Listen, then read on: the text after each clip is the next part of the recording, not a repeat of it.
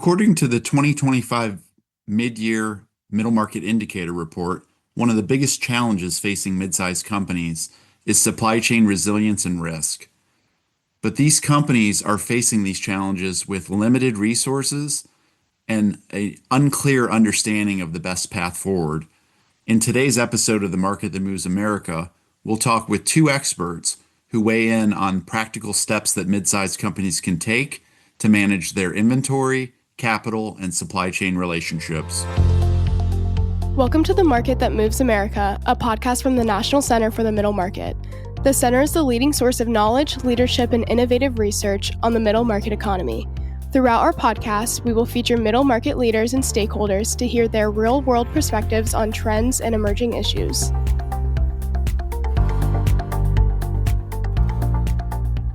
Welcome to The Market That Moves America. My name is Doug Farron, Executive Director of the National Center for the Middle Market, located at The Ohio State University Fisher College of Business. Today's podcast is a discussion on the supply chain in the middle market, specifically in North America. And I'm excited about this conversation because we'll be combining data and theory from the NCMM and Fisher Center for International Business Education and Research, along with practitioner expertise from Wells Fargo. And we're going to explore some of the nuances and complexities facing middle market companies as they think about their global supply chain landscape. Joining me on today's episode is Mike Knemeyer, Professor of Logistics, as well as the Academic Director for Fisher's Cyber. And we also have Jeremy Jansen, Head of Global Originations for Wells Fargo Supply Chain Finance. Mike, Jeremy, welcome to the podcast. Thanks, Doug, for having us. So I want to start just first with some little bit of background and telling us about your current roles. We'll start with you, Mike. Just tell us a little bit about your background and what you do today at the college. Well, Doug, as you mentioned, I'm a professor of logistics and supply chain management here at Ohio State. I serve as the academic director of Fisher's Center for International Business Education and Research. That's a mouthful. We like to call it cyber for short. My undergraduate degree is from John Carroll University up in Cleveland, Ohio, and I earned a doctorate from the University of Maryland. In terms of industry experience, I've worked a variety of roles. I worked for Annixter Brothers coming out of college, distributor of electrical products. I've worked for CSX in their intermodal division. I've also worked for several universities over my career, but I've been here at Ohio State for over 20 years. Currently, my research is in the areas of supply chain relationship management and enhancing supply chain resilience, which is directly in line with our conversation today. I also, when I introduce myself, I always like to mention I was born here on campus at our outstanding medical center, and so I'm a Buckeye born and bred. Nice. And can you tell us a little bit about your role with the cyber as well? Yeah, I'm a faculty director, so I am the sort of the liaison between our Ohio State Fisher faculty and other faculty across the university and our center. The center was one of 16 that was funded by the Department of Education. Now, obviously, we've had some disruptions in our supply chain too, but our goal is to increase here at Ohio State, to increase the global mindset of our students. Great. And Jeremy, we're pleased to have you on today. Can you tell us a little bit about yourself? Yeah, thanks, Doug, for having me. I am not an Ohio State Buckeye. I am a Kentucky Wildcat, but I do have much respect for the Ohio State University, as I say to all my friends who support you guys. Also a huge fan of the NCMM, have had many experiences with this fabulous group at Ohio State. So just really happy and honored to be here with you guys today.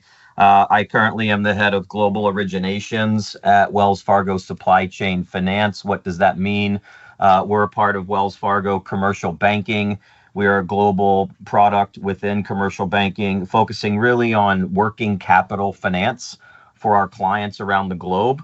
Large corporates, mid-sized corporates, right? Which is why I'm here today, but really focused on accounts receivable financing, account payable financing, in various forms of international trade finance, whether that be import letters of credit, export letters of credit, in helping our bank clients really navigate some working capital riddles.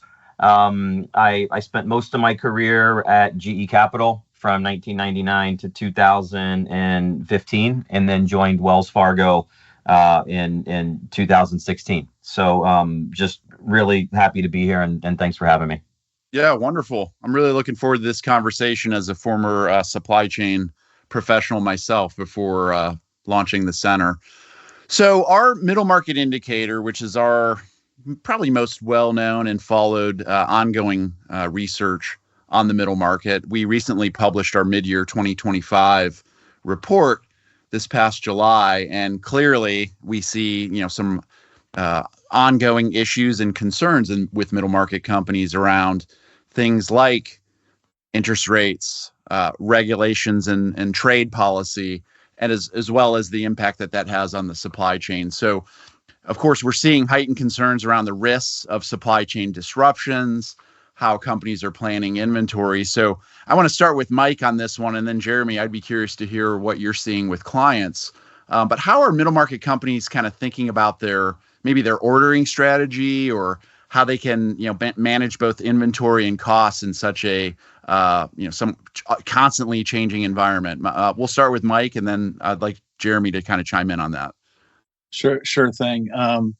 In my view, you think about the world, it's more connected today than it's ever been in history. And in things like emerging technologies such as AI, which we've invested in, are focusing on big time here at Ohio State, are making it much easier for firms to conduct business, not only domestically but internationally. And that holds true for middle market firms also.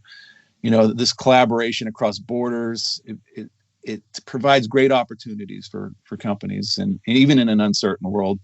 And I'm a big believer in globalization. That's why I've taken on the role for cyber. I think it's here to stay. Even with all this uncertainty, there's this sort of tendency to think about, getting into sort of a little bit more of a protectionist stance. I think the question for middle market firms is not if they should participate in this environment, this international environment, but how they can do it more successfully. In terms of the strategies I'm seeing around ordering and managing cost, they really are adapting their ordering strategies in response to these increased uncertainty that we're seeing across the environment. Companies are implementing a variety of approaches, and the goal is they maintain that product availability for their customers, but still be very proactive in managing these rising costs to hopefully fight off some of the inflationary effects. In terms of short-term strategies, I see companies have really increased imports ahead of some of this tariff uncertainty. You saw that earlier in the year. I think they're pretty well prepared for the holiday season. There was a lot of front-loading of inventory to protect against spikes in costs. That did lead to some additional warehousing and inventory carrying costs. But you should see good product availability during the holidays. So if you're worried about finding gifts, I think you'll find gifts. The prices might be a little higher, and the selection might be a little bit more limited, but it should be available. You think about companies like Walmart. They've really tried to hold off on passing along these increased costs to consumers, but they are starting to implement some targeted pricing increases. I think over the longer term, you're going to see more significant redesigns in terms of ordering strategies. You're going to see some shifts in supply chain design to try to reduce exposure to these high tariff origins. And this difficulty surrounding this uncertainty has really been tough on companies. And it's always thinking about where, when, and to what level these tariffs are going to be implemented. And I think the dust is starting to settle. There should be hopefully some more stability in terms of clarity of what the agreements are. I know there's some judicial rulings that are out there, but I continue to think there's a bright future for globalization. And you still see companies sort of mixing the short and long-term strategies to kind of address the challenges they're facing. Jeremy, are you seeing similar actions taking place? Yeah, there's a lot of similarities, and I think Mike really outlined it well. I would just add maybe two or three things. Specifically the supply chain itself. When you think of logistics and indications of supply chain health, it's in a pretty good spot, right? Whether it's availability at ports, whether it's shipping costs, container availability, things like inventory to sales ratios. So hard data on the supply chain that we follow would suggest that the supply chain overall is healthy. I agree completely with Mike's view on inventory levels. We similarly saw a front loading of purchases from predominantly Asia Pacific in the first 4 months of the year. So that's absolutely accurate. So again, this supply chain is in a good spot from an overall health perspective. Agree on the inventory point, and then specifically to firms adapting their supply chains. You really go back to 2018 when, the U.S. 22 to 23% of all of our imports came from China.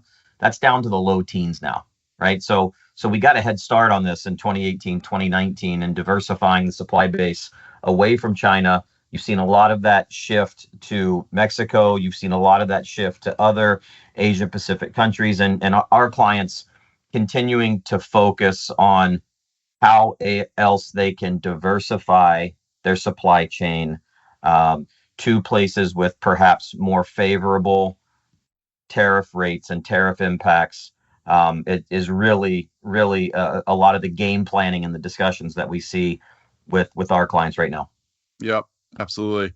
And so another one of the challenges that really stood out in this latest round of our MMI was around just general economic uncertainty, inflation, and so forth. So, Jeremy, knowing that you work with companies on their working capital strategy, what are some of the things that you're seeing prove out to be particularly effective for middle market companies in this type of environment?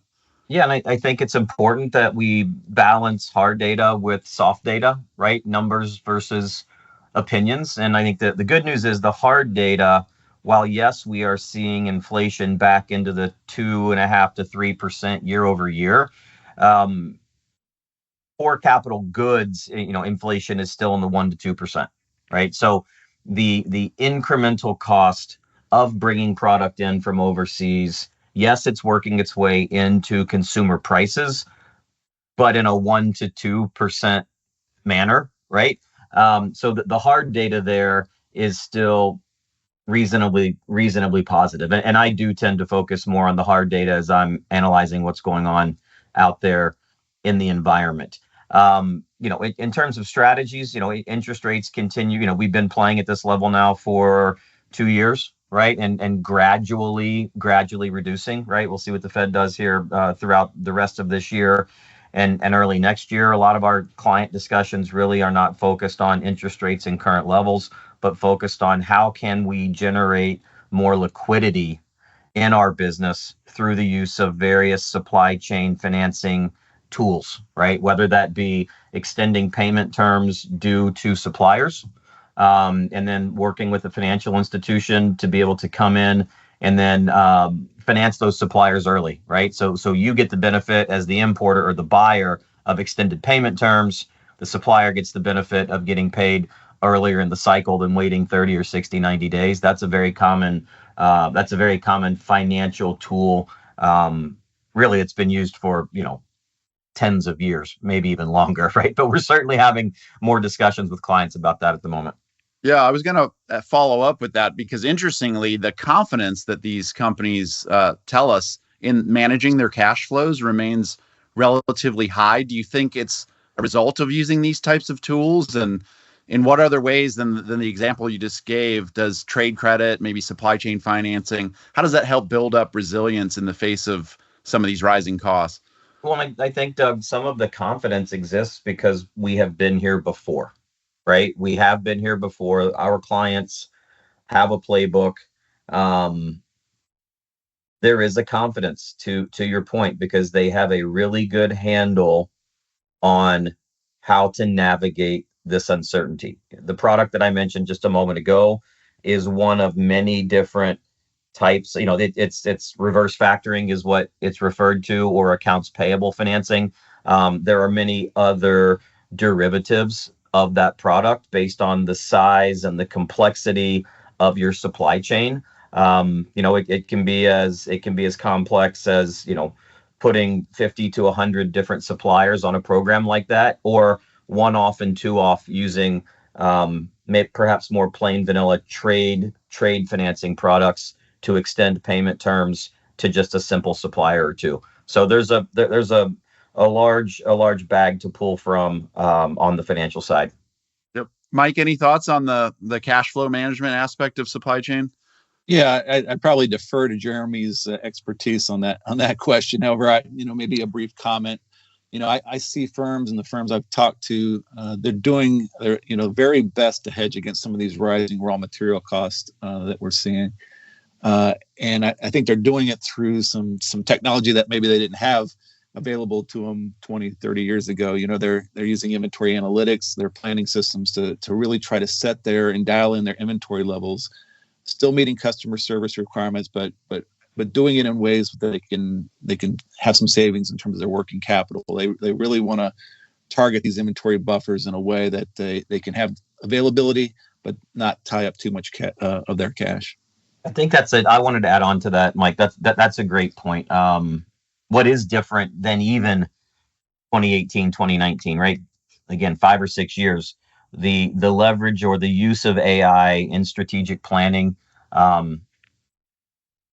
Companies are smarter now, right? Companies are smarter, better data, better analytics to really dial in inventory levels. And I should have added also, Doug, from a working capital perspective, I spoke earlier about the payables side of the house. There's still receivable side of the house too, right? Where our clients, leveraging their current receivables to generate cash flow versus waiting 30, 60 days to get paid themselves. There's a litany of core traditional banking products where you can monetize receivables as well.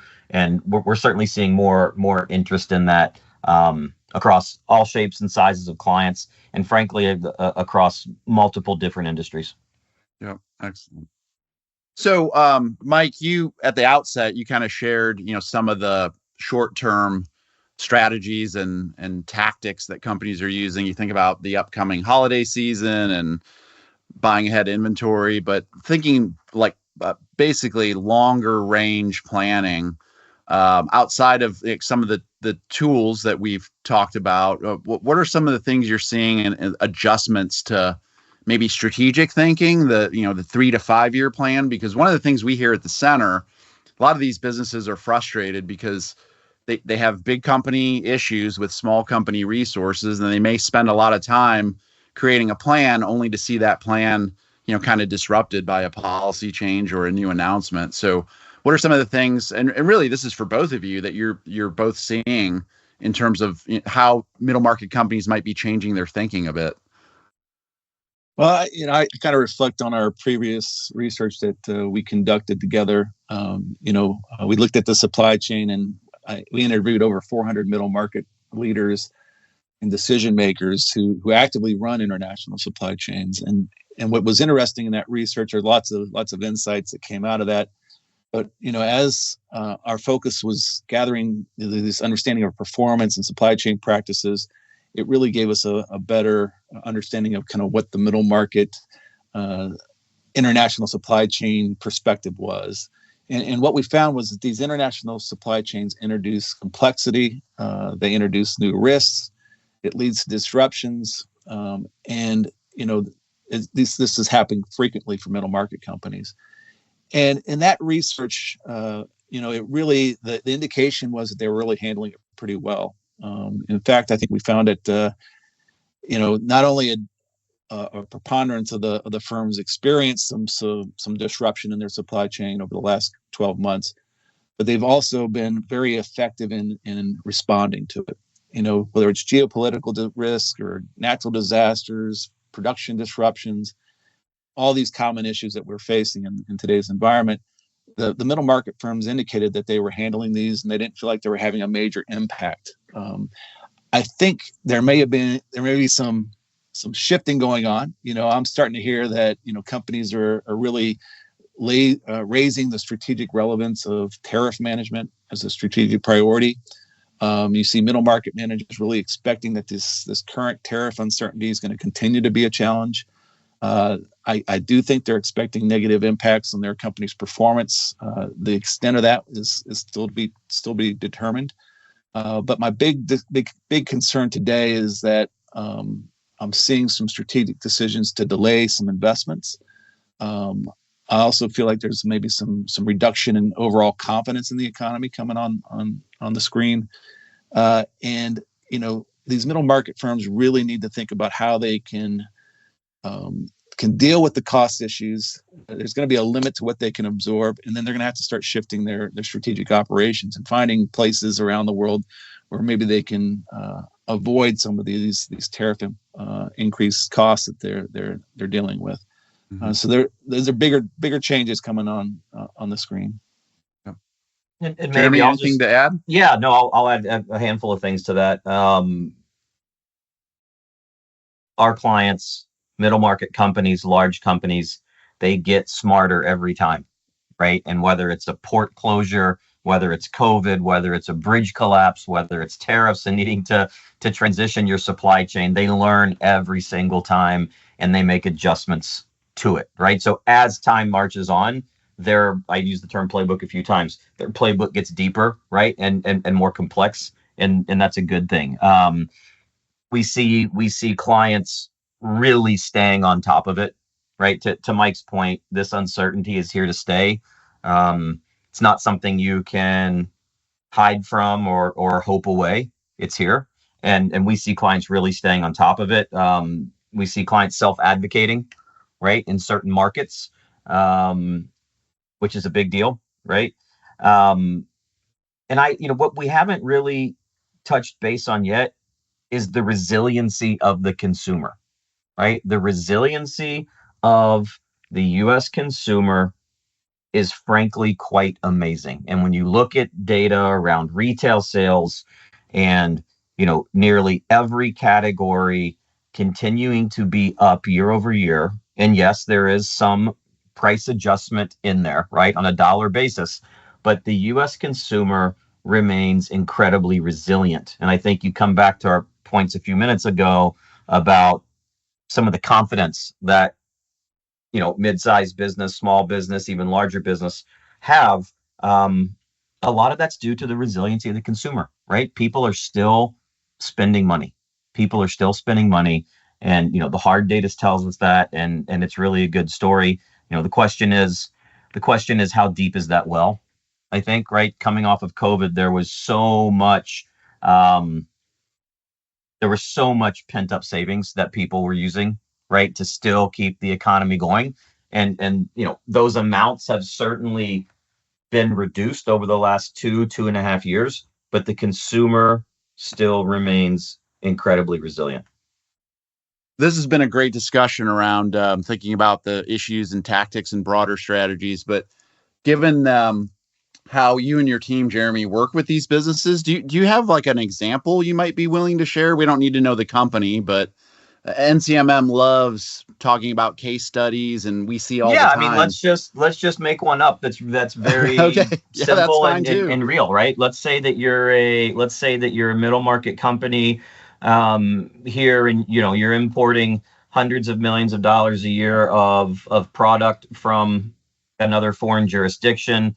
The environment is such that it becomes incredibly challenging for you to continue to import from the same location. So you need to go find a new supplier in a new place where perhaps it's more economically feasible for you to import from this new place. And you work out a deal with this new supplier to buy even perhaps more than you need in the moment, right? Because you want to capture that supply that this supplier has in an uncertain environment. So, you can use a type of financing tool where, you simply just stretch out the payment terms, right? You're going to buy more, and instead of paying in 30 or 60 days, maybe you as the importer are going to pay in 90 or 120 days. The financial technology exists to do that. Now, the supplier maybe isn't crazy about that idea because they'd like to get paid in their 30 or 60 days. So you bring a financing institution into the middle of it. The financing institution pays the supplier as soon as the buyer approves that invoice. The supplier gets paid. So they're paid in 15, 20 days. but then the importer gets the full benefit of 120 days on the other side to manage their working capital. And you could plug and play 1,000 different importers and two or 20,000 different suppliers to make that work, Doug. But that's a very simple example of how you can leverage a supply chain finance product or program to increase liquidity and working capital for a buyer and also increase liquidity for the supplier.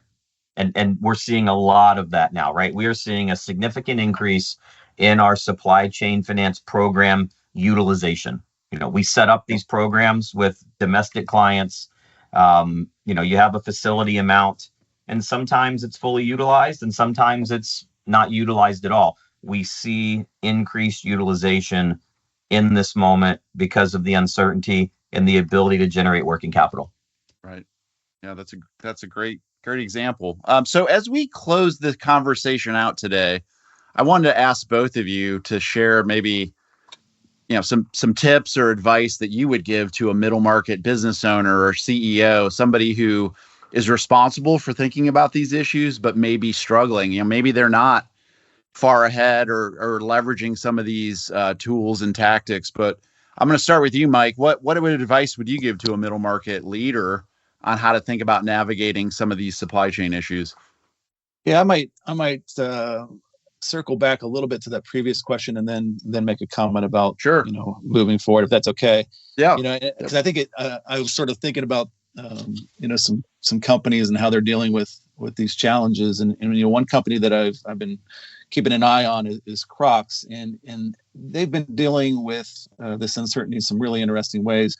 They responded, to tariffs not only through adjusting their supply chain strategies, but adjusting their pricing strategies. In terms of pricing, they're using targeted price increases to address those tariff impacts. But they're also shifting their overall strategy, going to a higher price level, but lower volume strategy. So they're making the changes to their overall business strategy. In terms of their supply chain, they've been trying to, again, like Jeremy mentioned, there's been a lot of movement away from China and reliance on China. They've grown Vietnam, trying to reduce their inventory levels and constantly looking for ways to cut costs. But the comment I wanted to make to sort of tie this back to your last question was, Crocs has just hired a new CFO, and that CFO has a really strong background in supply chain. And one of the things we've seen ever since COVID is this relationship between finance and supply chain being much stronger than it ever was. And I see this, more and more in companies that you have to walk hand in hand those two areas of the business, have a good, strong financial understanding, use the powerful tools that are out there, like from companies like Wells Fargo, and Jeremy, highlighted those, but also have that supply chain leadership that aligns with those tools. So if I had to think about, some advice, I'd remind them, that they're not alone. Middle market firms are not alone in facing these uncertainties. All companies, no matter their size, operate in these things, these networks of relationships we call supply chains. But I would push them, to not look at these problems as problems, but to say, this could be an opportunity. If we can coordinate our efforts more effectively across our network of key suppliers and customers, we really can use this as an opportunity to create competitive advantage. And I think companies working with other members of their supply chain, and also realizing that there's these organizations like National Center for Middle Market that can provide insights to help them navigate the challenges, utilize those resources as you develop your strategies. Yeah, Jeremy, over to you. Yeah, I'll use a football term since we're here with The Ohio State University. Keep your head on the swivel, right? Be aware of your surroundings. Understand deeply what is going on, not only with tariffs generally, but economic policy. Have people inside your organization who are extremely focused on this, maybe not just designated, but dedicated to thinking about it. Be proactive. Be an advocate for yourself and for your company. And I would say talk to your peers, right? We're all in this together. Many, regardless of the industry, there are groups that form, right? Don't know if you want to call it a help group or a support group, but there are groups that are formed, and, together we're smarter, always, right? I always believe that. talk to your peers, talk to your competitors, see what they're doing, right? Share the knowledge would be a really simple way that I'd like for people to think about it. Yeah, wonderful. Well, Mike and Jeremy, this has been just such a timely, relevant, and interesting conversation. So I appreciate you both for joining me today. Thanks for having us. I appreciate it. Thanks, Mike. I appreciate you, and it was great to hear your perspective, Jeremy. I learned a lot. Thanks. You too. Thanks, guys. Thanks. For more insights from our Middle Market Indicator, you can visit the center's website at middlemarketcenter.org. We have a landing page for the MMI where you can get all types of information from our latest research. Thanks, and we will talk to you again soon. Thank you for listening to The Market That Moves America. Never miss a new episode by subscribing anywhere podcasts can be found. You can also subscribe to our email newsletter at middlemarketcenter.org.